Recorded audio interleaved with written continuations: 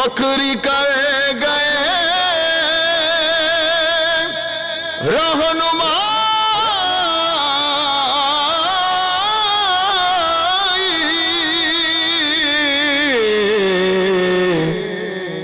رہبر ہوں تو ایسے ہوں، رہبر ہوں تو ایسے ہوں۔ بسم اللہ الرحمن الرحیم۔ السلام علیکم خواتین و حضرات، کیسے ہیں آپ؟ امید کرتے ہیں کہ آپ خیریت سے ہوں گے۔ خواتین و حضرات، اگر آپ ہمارے چینل پہ نیو ہیں، سبسکرائب نہیں کیا، سبسکرائب کریں، لائک کریں، شیئر کریں اور بیل آئیکن کے بٹن کو ضرور پریس کریں تاکہ ہماری ہر آنے والی ویڈیو کا نوٹیفیکیشن آپ تک پہنچتا رہے۔ خواتین و حضرات، اللہ عز و جل کے فضل و کرم کے بغیر کوئی بندہ بھی راہ حق کا طالب نہیں بن سکتا جب تک اللہ عز و جل کی توفیق شامل حال نہ ہو۔ بندہ معرفت خداوندی سے آشنا نہیں ہوتا۔ حضرت علامہ عالم فقری رحمۃ اللہ علیہ بھی بچپن ہی سے راہ حق کے طالب تھے، اور آپ رحمۃ اللہ علیہ اس ضمن میں فرماتے ہیں،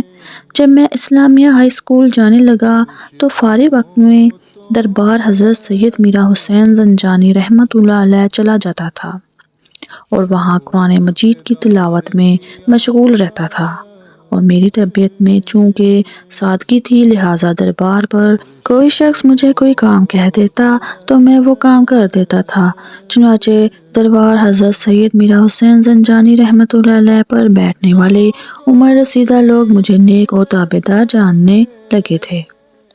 حضرت علامہ عالم فقری رحمۃ اللہ علیہ چونکہ بچپن ہی سے دربار حضرت سید میرا حسین زنجانی رحمۃ اللہ علیہ پر باقاعدگی سے حاضر ہوتے تھے، چنانچہ قلبی میلان اولیاء اللہ سے حصول فیض کی جانب مبذول ہوا۔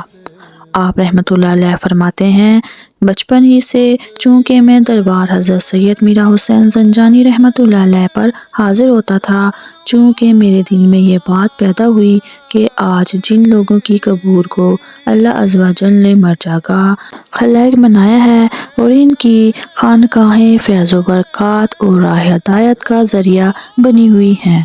آخر ان لوگوں نے ایسا کون سا راستہ اختیار کیا جس پر چل کر یہ اللہ عز و جل کے دوست بنے اور ان کی دنیا اور آخرت سنور گئی، اور مجھے بھی اس راستے پہ چلنا چاہیے تاکہ میری دنیا اور آخرت بھی سنور جائے۔ حضرت علامہ عالم فقری رحمۃ اللہ علیہ کے بچپن کی یہ سوچ آپ رحمۃ اللہ علیہ کے دل میں ایسی پختہ ہوئی کہ آپ رحمۃ اللہ علیہ نے جب جوانی میں قدم رکھا تو عموماً راہ حق پر چلنے کے لیے کمر بستہ ہو گئے۔ آپ رحمۃ اللہ علیہ خود سے کہتے تھے، میں کیوں نہ وہ راستہ اختیار کروں جو حق اور سچ ہے، اور پھر اسی سوچ کے تحت آپ رحمۃ اللہ علیہ فطری طور پر راہ حق کے طالب بن گئے۔ حضرت علامہ عالم فقری رحمۃ اللہ علیہ فرماتے ہیں، نیک اور اچھے لوگوں کی صحبت انسان کو راہ حق پہ چلانے کے لیے بہت معاون اور مددگار ہے، اور دربار حضرت سید میرا حسین زنجانی رحمۃ اللہ علیہ کا اس وقت کا ماحول انتہائی سادہ اور ایسے لوگوں پہ مبنی تھا جو دربار پر ہر وقت یاد خداوندی میں مشغول رہتے تھے، اور مجھے بھی ایسی ہی نیک لوگوں کی صحبت سے فیض یاب ہونے کا موقع ملا، اور جب ان میں کوئی شخص راہ حق کی بات کرتا تو میں نہایت توجہ سے اس کی بات سنتا تھا۔ آپ رحمۃ اللہ علیہ حتیٰ الحمقان جو بھی نیک بات سنتے اس پر عمل کرنے کی کوشش کرتے تھے، اور اسی نیک صحبت کی وجہ سے آپ رحمۃ اللہ علیہ کے دل میں طلب حق کا شوق بڑھتا چلا گیا۔ حضرت علامہ عالم فقری رحمۃ اللہ علیہ کہتے تھے کہ جب میں 8ویں جماعت میں پڑھتا تھا تو میں اکثر اسکول کے اوقات کے بعد اپنی کتابیں لے کر مائی والے باغ میں پڑھنے کے لیے چلا جاتا تھا، اور یہ باغ گھوڑے شاہ دربار کے نزدیک تھا جسے راجہ دینا ناتھ نے بنوایا تھا۔ اس باغ میں پھولوں کے کافی درخت تھے اور کچھ عمارات بھی بنی ہوئی تھی۔ قیام پاکستان کے بعد جب راجہ دینا ناتھ ہجرت کر کے ہندوستان چلا گیا تو کچھ لوگوں نے اس باغ میں ایک مجذوبہ عورت کو لا کر بٹھا دیا جو حضرت حسن شاہ ولی رحمۃ اللہ علیہ کی ہمشیرہ تھی، اور اس مجذوبہ عورت کی وجہ سے وہ باغ مائی والا باغ مشہور ہو گیا، مگر کچھ عرصے بعد وہ مجذوبہ اس باغ سے چلی گئی۔ آپ رحمۃ اللہ علیہ فرماتے ہیں، میں جس زمانہ میں اس باغ میں پڑھنے کے لیے جاتا تھا تو اکثر پڑھائی کے دوران میرے ذہن میں یہ خیالات پیدا ہوتے تھے کہ اے عالم، تم دنیاوی علوم حاصل کر رہے ہو،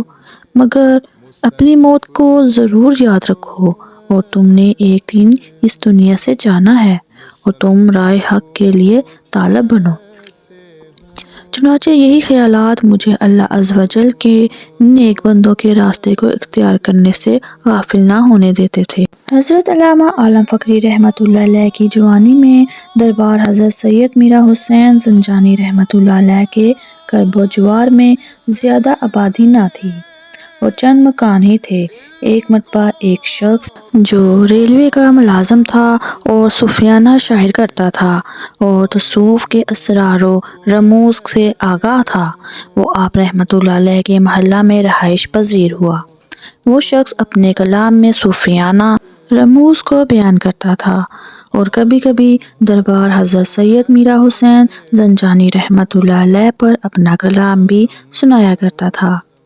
اس شخص کا معمول تھا کہ بعد نماز عصر دربار حضرت سید میرا حسین زنجانی رحمۃ اللہ علیہ پر حاضر ہوتا اور اپنے پاس بیٹھنے والوں کو تصوف کی باتوں سے آگاہ کرتا تھا اور بعض اوقات بزرگان دین کے واقعات بھی سنایا کرتا تھا۔ اس شخص کا نام عبدالمطلب طیغ اجمیری تھا۔